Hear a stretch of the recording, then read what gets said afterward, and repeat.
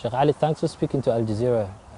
In the last 2 years, Al-Shabaab have lost control of major cities in Somalia to government, soldiers and AMISOM, African Union peacekeepers. Is this the end of Al-Shabaab? The towns you mentioned that Al-Shabaab left, we did not leave because of a military defeat. If an army is defeated, their weapons are seized, their soldiers are killed, their deaths publicized. None of that happened. That shows Al-Shabaab left those towns on their own accord. Al-Shabaab leaving those towns only shows a change of tactics. We will not be finished. Somalia belongs to Al-Shabaab. The land and the people are ours.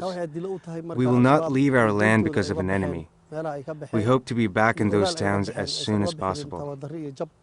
There's a new Prime Minister just appointed recently. In your eyes and in the eyes of Al-Shabaab, is this a new opportunity to start negotiation or talks with the Somali government? First, the people we are fighting with is because of ideology. They want to colonize us. They want to erase our religion, our people, and our land. Those people bring a new face every time. Every new person that comes into office works for them. So for that reason, they are no different to us.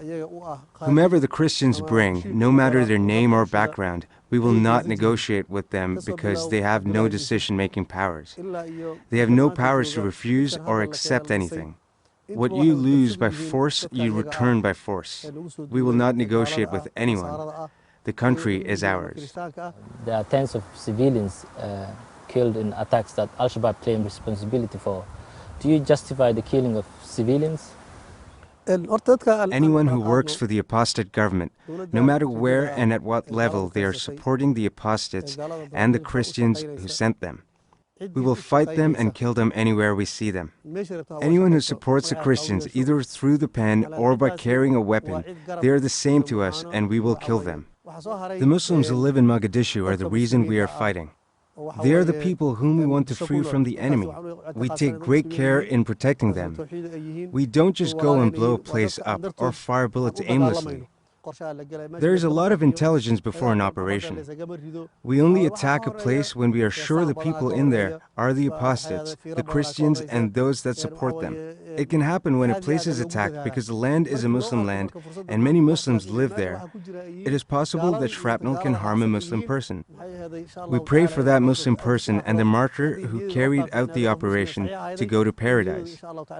Also, we have warned the Muslim people not to go close to the apostate bases and where the Christians are. Most of the populations have heeded our warning. We pray for that Muslim person and the martyr who carried out the operation to go to paradise. In towns and cities that are no longer in the control of Al-Shabaab, there are assassinations carried out by gunmen. Some of the people killed in these assassinations are not necessarily soldiers, but they work for the government. Is Al-Shabaab behind these assassinations? Anyone who works for the apostate government is a target for us. Wherever we see them, we will kill them. We don't hide that. To say we kill so-and-so will not bring anything. We don't kill civilians who don't work for the apostate government. We protect them. We do not harm them. The Turkish government and Turkish nationals are in Mogadishu building roads, schools, and even hospitals.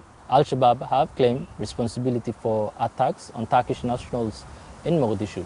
Why is Al-Shabaab targeting Turkish nationals and Turkish organizations in Mogadishu?